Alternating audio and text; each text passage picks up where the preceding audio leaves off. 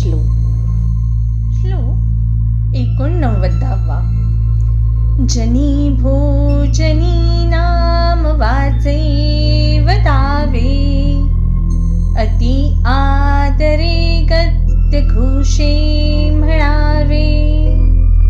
हरी चिंतने अन्न जीवित जावे, तरी श्री हरी पाविजेतो स्वभावे. याचा अर्थ असा घ्यायचा आहे की समाजात वावरत असताना व भोजन करताना मुखाने रामनाम घ्यावे. ते आदरपूर्वक स्पष्ट व मोठ्याने म्हणावे. भगवंतांचे चिंतन करीत अन्न सेवन करीत जावे.